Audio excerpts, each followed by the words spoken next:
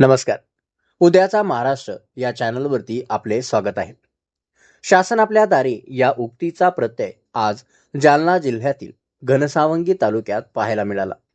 राणी उंचेगाव मंडळ येथील छत्रपती शिवाजी महाराजस्व महसूल समाधान अभियान टप्पा 2 या अंतर्गत एका भव्य महसूल शिबिराचे आयोजन करण्यात आले होते. या शिबिरात केवळ कागदपत्रांचा निकाल लागला नाही, तर शेतकऱ्यांच्या आयुष्यात प्रगतीची नवे यंत्रेही दाखल झाली. पाहुयात हा खास रिपोर्ट.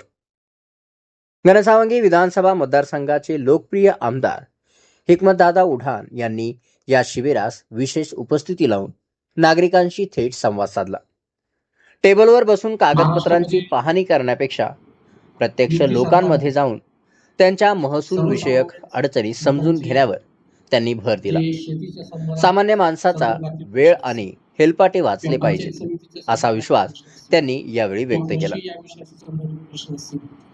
आणि जे प्रश्न वर्षानुवर्ष प्रलंबित आहेत आणि आपण बऱ्याच वेळेस तहसीलमध्ये जाऊन पंचायत समितीमध्ये जाऊन जे आपले प्रश्न सुटत नव्हते, ते सगळे प्रश्न हे एका दिवसात आणि एका शिबिरामध्ये सोडवण्याच्या दृष्टिकोनातून या शिबिराचं आयोजन करण्यात आलेलं आहे. या शिबिरामध्ये कोणत्या सेवा आपण देणार आहोत महाराष्ट्र शासनातर्फे, त्या सर्व गोष्टींचं मी तुम्हाला एकदा वाचून सांगतो. यामध्ये सगळ्यात महत्वाची एक गोष्ट आम्ही आजून सांगतो की जे काही सरपंच आपले या ठिकाणी आलेले आहेत, त्या सर्व सरपंचांना अशी विनंती की आपल्या गावामधल्या ज्या लोकांच्या काही समस्या असतील आणि ते लोक आज इथे काही कारणामुळे येऊ शकले नसतील, तर तुम्ही इथे एक अभिप्राय पुस्तक ठेवलेलं आहे. त्या अभिप्राय पुस्तकामध्ये तुमच्या गावातील कोणत्या लोकांच्या कोणत्या समस्या आहेत त्याची एक नोंद करून ठेवा. आणि त्याच्यामुळे पुढच्या काही काळामध्ये आपण ह्या सगळ्या ज्या नोंदी आहेत त्याच्यानुसार पुढच्या 8 दिवसामध्ये 10 दिवसामध्ये ते सगळं प्रश्न आपण मार्गी लावण्याचा प्रश्न करू. आता मला करायची त्याच्या सरकारने एकदम स्पष्ट अशा प्रकारचे निर्देश दिले आहेत. ते सगळे तुम्ही समजून घ्या.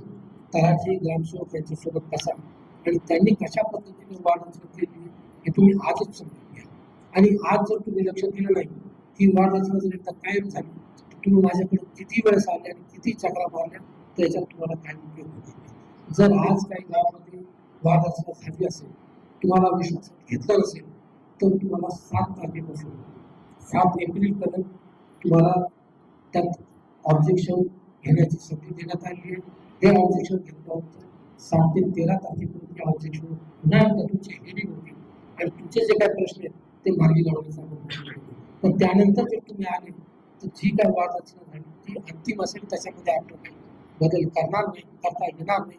ती गोष्ट तुम्ही लक्षात घ्या. कारण ही अतिशय संवेदनशील अशा प्रकारचा विषय ग्रामपंचायतीचे निवडणुका येऊन घातलेल्या आहेत. गावामधले काही लोक खोलसाळपणा करून काही मताधिकारचे तिकडे टाकतील, तिकडचे इकडे टाकतील, हे होऊ देऊ नये. जे काही नियमन असेल ते तुम्ही आत्ताच करून घ्या आणि पुढच्या त्याच्यामध्ये ग्रामपंचायत निवडणुका लढवणं आपल्याला खूप सोपं झालं. या कार्यक्रमाला जिल्हाधिकारी श्रीमती आशिमा मित्तल यासह उपविभागीय अधिकारी, तहसीलदार, गटविकास अधिकारी आणि तालुक्यातील सर्व प्रमुख विभागांचे अधिकारी या ठिकाणी उपस्थित होते. शिवाजी महाराजस्व समाधान शिबिर हे जी संकल्पना आहे हे माननीय महसूल मंत्री महोदय बावनकुळे सरांची आहे. आणि याचे सरांची संकल्पना अशी आहे की आपले ग्रामस्थांना, आपल्या लोकांना वेगवेगळी सुविधासाठी वेगवेगळी ठिकाणी जावं लागतात. बरेच ऑफिसेस असतात, एक गोष्टी इथे भेटतात, दुसरी गोष्टी तिकडे भेटतात, म्हणून त्यांची धावपळ खूप होतात. तर ऊन सुरू होण्याच्या अगोदरच आपण जर असा सिंगल विंडो सिस्टम इथे केला की मंडळ स्तरावर शिबिर ठेवले, प्रत्येक डिपार्टमेंट जे आहे ते गाव ज्यांच्याकडे पाठवले मंडळ स्तरावर, तर बरेच लोकांची जे काही समस्या आहे जी बरेच वर्षापासून आहे, जसं की सातबारामध्ये बदल फेरफारमध्ये काही दुरुस्ती असेल, वेगवेगळी प्रकारचे लाभार्थी जे वंचित राहिलेले आहेत त्यांच्यासाठी योजना पोहोचवण्यासाठी आजच्या शिबिर इथे आहे. गाव पातळीवर शासनाच्या सर्व सेवा उपलब्ध करून देणे हा या अभियानाचा मुख्य उद्देश आहे. या शिबिरामुळे नागरिकांना मोठा दिलासा मिळाला असून राणी उंचेगाव मंडळात महसूल विभागाच्या या तत्परतेचे कौतुक होत आहे. बरोबर आपण संजय गांधी निराधार योजनेचे 77 लाभार्थ्यांना एकाच छताखाली इथे 77 लाभार्थ्यांना लाभ देणार आहोत. कृषी विभागाच्या मार्फत आपण इथे हार्वेस्टर आहे, ट्रॅक्टर आहे, महाडीबीटी मार्फत देणार आहोत. त्याचबरोबर 7/12च्या वारस फेर असतील, 30 वारस फेर आपण या ठिकाणी मंजूर केलेले आहेत. तसेच 7/12मध्ये काही दुरुस्त्या असतील, किरकोळ दुरुस्त्या असतील, 155च्या दुरुस्त्या असतील, त्यासुद्धा आपण या ठिकाणी करत आहोत. त्याचबरोबर महसूल विभागामार्फत अन्न लोकप्रतिनिधींची साथ आणि प्रशासनाची गती यामुळे समाधान शिबिर खऱ्या अर्थाने यशस्वी ठरले आहे. अशाच महत्त्वपूर्ण बातम्यांसाठी पाहत राहा उद्याचा महाराष्ट्र. एकच गोष्टी मला सांगायची आहे की आपल्याला जास्तीत जास्त लोकांपर्यंत, अधिकाऱ्यांसाठी जास्तीत जास्त लोकांपर्यंत पोहोचणे गरजेचे आहे. आपण शिबिर आयोजित करतो आणि इतर गावातले लोक जर आले नाही तर काही उपयोग नाही. तर जेवढे मंडलचे खाली जेवढे गाव असतील सगळ्यांना यायला पाहिजे. त्याच्यासाठी जाऊन आवाहन करणे, व्हिजिट्स करणे आपली जबाबदारी आहे.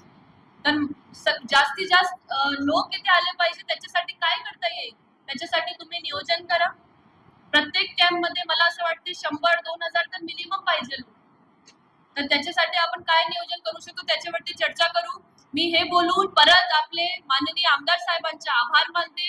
साहेब जे आहे त्यांनी मला आमच्या असं फिक्स झालं होतं की आम्ही सोबतच कॅम्पमध्ये येऊ आणि बघू. आणि मला खूप हर्ष होत आहे की साहेबांच्या प्रत्येक गोष्टीमध्ये आमच्याकडे खूप सहकार्य असतात. आम्ही प्रत्येक गोष्टीमध्ये चर्चा करून सोबत काम करतो. तर साहेब आपल्या मनापासून मी आभार मानते आणि हे बोलून मी थांबते. धन्यवाद. जय हिंद, जय महाराष्ट्र.